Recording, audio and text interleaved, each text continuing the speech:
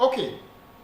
Bonsoir encore, soyez les bienvenus à cette présentation. Ceux qui tombent sur cette vidéo pour la première fois et qui n'ont pas suivi la partie 1, nous les recommandons vraiment de suivre la partie 1 avant de suivre cette partie. Voilà. Avant de continuer, il y a un certain point que nous n'avons pas pu brosser lors de la première partie. C'était pour vous expliquer en réalité que si vous êtes une école, vous pouvez intégrer en réalité l'envoi des SMS pour prévenir par exemple les parents des notes des élèves. Vous voyez, vous pouvez informer les parents pour dire, ah, tel élève a eu telle note, le premier devoir il a eu telle note. Ça veut dire que les parents suivent en temps réel l'évolution.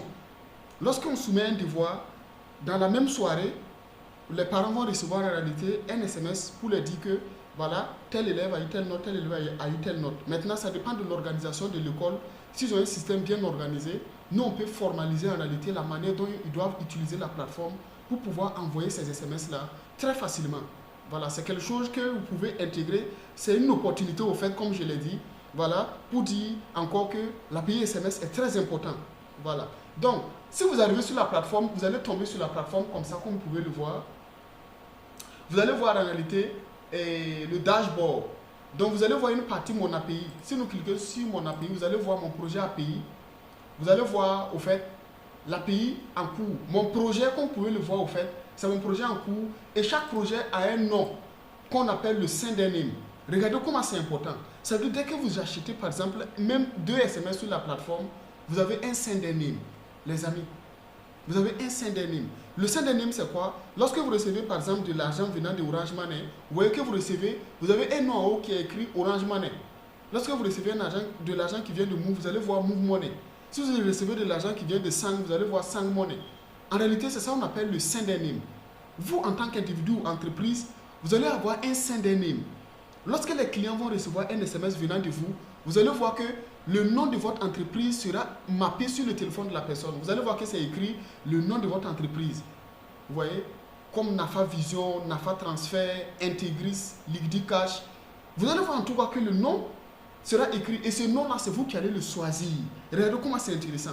Nous vous donnons la possibilité de pouvoir choisir le sender name. Et ce sender name-là est propre à vous. Personne d'autre ne peut l'utiliser. Parce que dès que vous achetez ce nom-là avec nous, c'est unique. Personne d'autre ne peut l'utiliser. Voilà. Donc voici le projet API. Nous allons repartir sur le dashboard pour voir à peu près qu'est-ce que vous allez voir sur votre dashboard. Sur votre dashboard, vous allez voir en réalité que vous avez le nombre d'SMS qui vous reste. Lorsque vous créez un compte sur sms.liquidicash.io, on vous donne 10 SMS gratuitement. Est-ce que vous voyez 10 SMS gratuitement pour tester? Soit pour envoyer des SMS automatiques, soit pour tester par exemple l'efficacité sur un de vos serveurs, sur des équipements IoT, sur l'envoi d'un API dans le code même PHP, JavaScript et tout. Donc vous allez pouvoir intégrer ça là-bas pour pouvoir faire les tests. On vous donne la possibilité de tester les amis. Donc vous allez pouvoir tester ça sans même acheter un pack SMS avec nous. Ça c'est la particularité de l'API SMS. C'est puissant les amis. Donc nous allons continuer. Nous n'allons pas cliquer sur compte parce qu'il y a des informations sensibles que nous n'allons pas présenter là-bas. Mais lorsque vous allez cliquer sur compte, c'est trop facile. C'est tellement facile que quand vous allez cliquer sur compte, vous allez savoir même ce qu'il faut faire. C'est tellement intuitif au fait. Vous allez soumettre vos documents. Voilà. Ceux qui n'ont pas de documents, vous allez télécharger ce qu'on appelle un engagement que nous avons fait. Vous allez remplir l'engagement. Par exemple, vous êtes étudiant, vous n'avez pas de RCCM. On comprend. Vous n'avez pas de RCCM. Vous n'avez pas certains documents commerciaux. Donc, on comprend. On a mis un document là-bas qu'on appelle le contrat. Donc, vous allez télécharger le contrat si vous êtes étudiant ou particulier simple. Vous n'avez pas de document de registre de commerce. Vous soumettez ça, vous remplissez et vous soumettez, vous acceptez tout ce qui est contrat. Voilà. Vous acceptez, vous nous soumettez. Et c'est ça qui va représenter en réalité votre document officiel, qui est comme un contrat au fait qui va lier la plateforme avec vous. Le contrat va servir au fait de pouvoir garantir au fait que vous allez utiliser l'API SMS là dans de bonnes conditions, que vous n'allez pas utiliser ça pour arnaquer des gens ou pour des services frauduleux. Voilà. Donc nous, ça va nous protéger avec la justice et les différentes juridictions présentes dans notre pays. Donc nous allons continuer, nous allons aller dans SMS Pulp. C'est cette partie que je voulais vous montrer.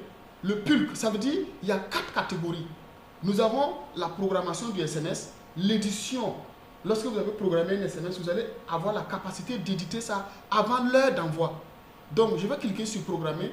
Nous allons voir ensemble qu'est-ce que c'est que la programmation SMS? Ça va être très rapide. Nous n'allons pas faire les tests. Nous allons faire une troisième partie où nous allons faire la programmation réelle. Vous voyez ici, la campagne de la programmation, c'est quoi? Je vais mettre par exemple nouveau produit. Nouveau produit.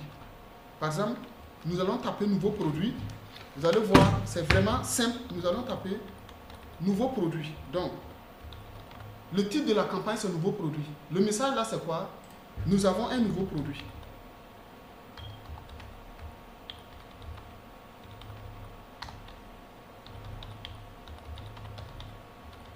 Nous avons un nouveau produit dentaire. Donc, nous avons un nouveau produit dentaire.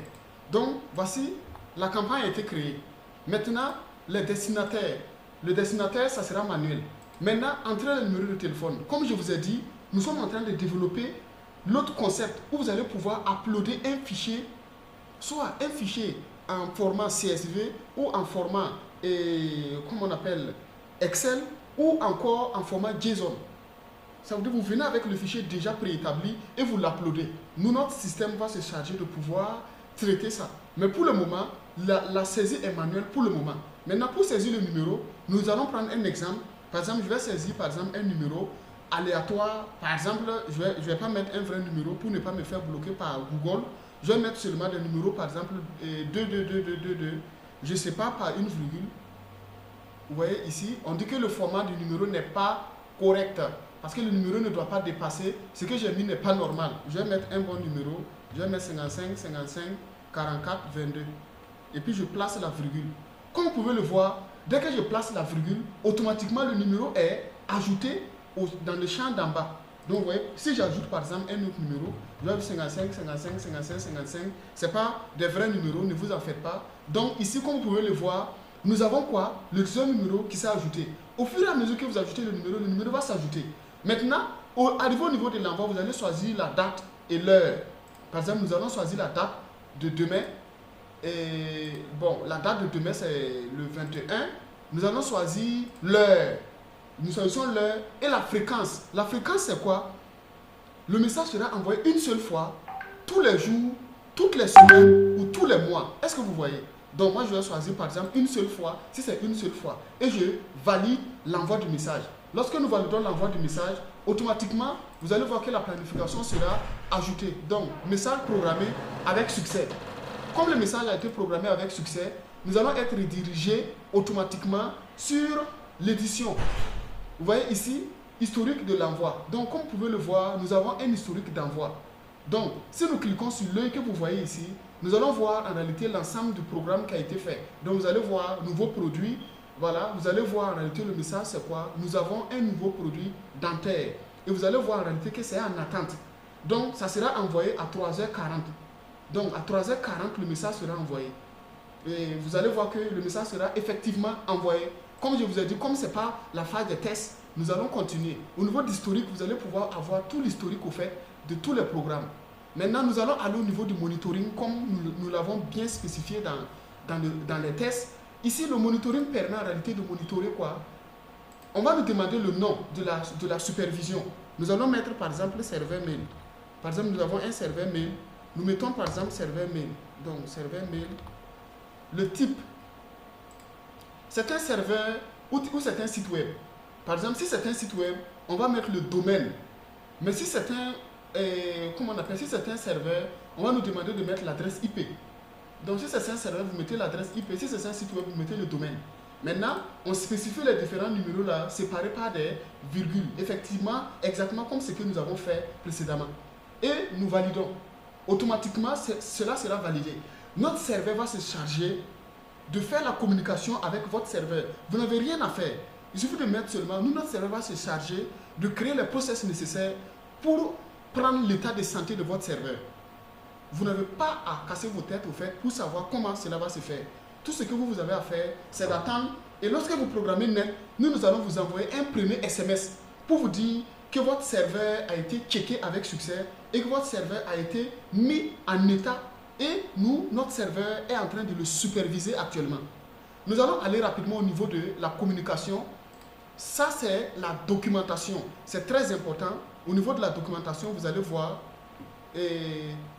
Au niveau de la documentation, vous allez voir que lorsque vous arrivez au niveau de la documentation, vous allez voir tout ce qui est là que vous devrez savoir. Si les entêtes, comment intégrer l'API, nous allons descendre en bas, vous allez voir.